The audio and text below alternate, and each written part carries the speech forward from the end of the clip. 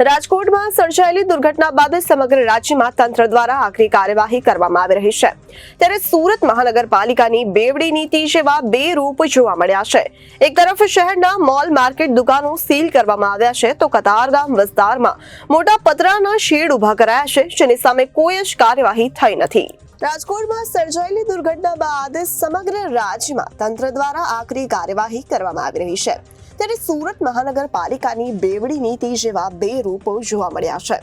એક તરફ શહેરના મોલ માર્કેટ દુકાનો સીલ કરવામાં આવ્યા છે, તો કતારગામ વિસ્તારમાં મોટા પતરાના શેડ ઉભા કરાયા છે,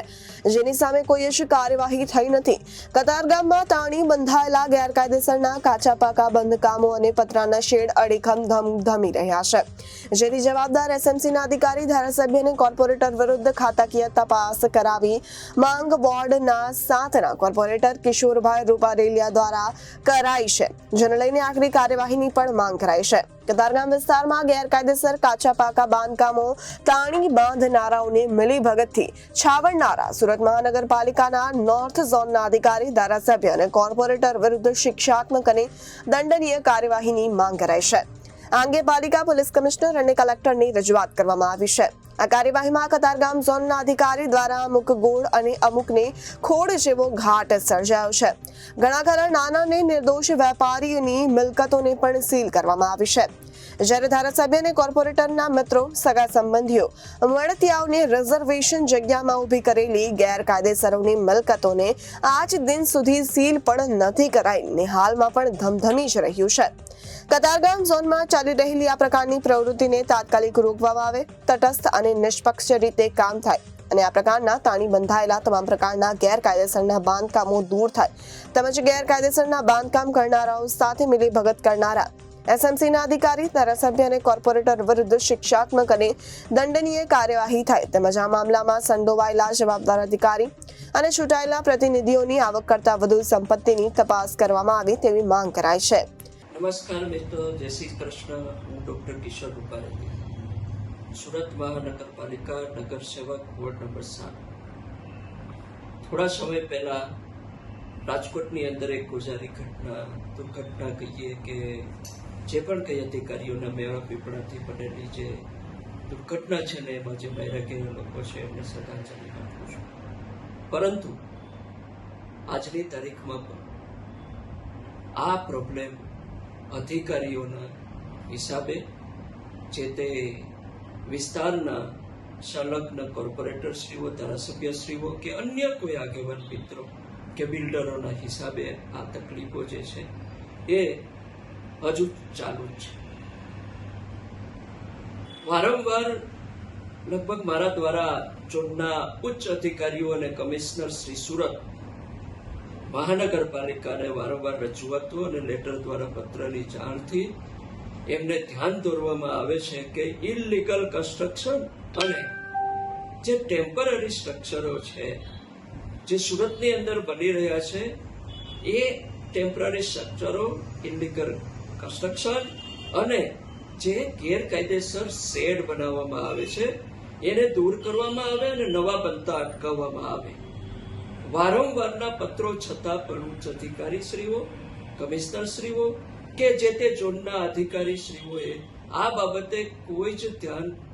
દોરવા છતાં કોઈ જ પ્રકારની કાર્યવાહી કરેલી નથી। વાત કરું તો અમારા જે કતારગામ વિસ્તારની અંદર લગભગ ઘણા વર્ષોથી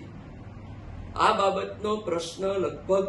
ચર્ચાઈ રહ્યો છે કે આ વિસ્તારની અંદર વધારેમાં વધારે ઇલીગલ કન્સ્ટ્રક્શન અને ઇલીગલ ડોમ અને ઇલીગલ આ ટેમ્પરરી સ્ટ્રક્ચરો બનાવવામાં આવેલા છે। એમાં ઘણા બધા નાના ઘરના લોકો, એટલે કે મધ્યમ વર્ગથી ગરીબ વર્ગના લોકો વધારે ખર્ચ ન થાય એના હિસાબે એક નાની એવી કોટડી બનાવી અને પોતાનો ધંધો અને બેરોજગારીને દૂર કરી અને રોજગારી, પોતાના પરિવાર માટે રોજગારી મેળવવા માટેની કોશિશ કરતા હોય છે। પરંતુ સાથે સાથે દુઃખની વાત એ છે કે ઘણા બધા લોકો આની પાછળ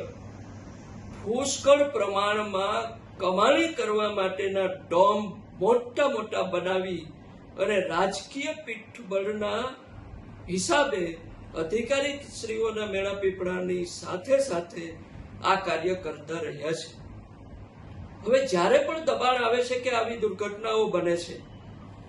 ત્યારે આ નાના અને મધ્યમ વર્ગના લોકોને હેરાન કરવામાં આવે છે, પરંતુ જે મેળા પીપળાવાળા ધારાસભ્ય, કોર્પોરેટર શ્રી, બિલ્ડરો અને મોટા અધિકારીઓની સાઠગાંઠના હિસાબે એમના જે બનાવેલા જે ડોમ હોય, એમની જે પરમિશનથી, પરવાનગીથી બનાવવામાં જે ડોમ હોય છે એને કોઈ હલાવી શકતું બી નથી.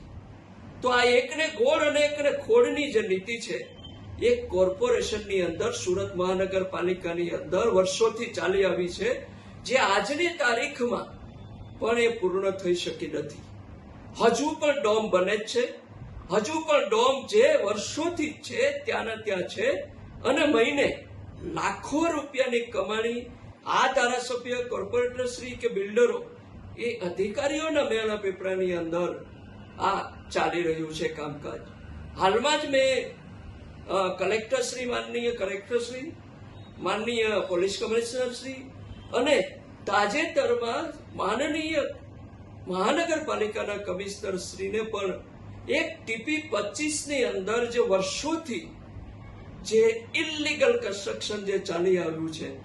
અને ડોમ જે બનાવી અને એમાં મોટા પાયેથી કામકાજ કરવામાં આવી રહ્યું છે, એ બાબતે મેં અરજી કરેલી છે અને એમને કહ્યું છે કે આની પાછળ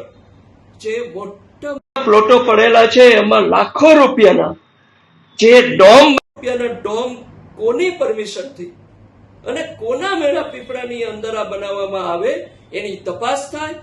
અને જે પણ કોઈ આમાં અધિકારીઓ જવાબદાર હોય, જે પણ કોઈ આમાં ધારાસભ્ય જવાબદાર હોય, જે પણ કોઈ કોર્પોરેટર શ્રી આમાં જવાબદાર હોય, કે જે પણ કોઈ બિલ્ડર જવાબદાર હોય, કે કોઈ આગેવાન જવાબદાર હોય, એમની ઉપર કાયદેસરની કાર્યવાહી કરવામાં આવે અને આ જે લોકો આમાં સંડોવાયેલા હોય એમની ખરેખર ખાતાકીય તપાસ થાય અને આ જે કોર્પોરેટર શ્રીઓ અને પ્રતિનિધિઓ છે કે પછી ધારાસભ્ય છે કે બિલ્ડરો છે, એમની આવકની પણ તપાસ કરવામાં આવે અને 2 નંબરી આવક એમની તપાસ કરી એમને જે તે અનુરૂપ નિયમ મુજબ એમની ઉપર કાયદેસરની કાર્યવાહી કરવામાં આવી મારી વિનંતી છે. જય હિન્દ, જય ભારત. Reporter Arvind Rathod, Janadesh News, Surat.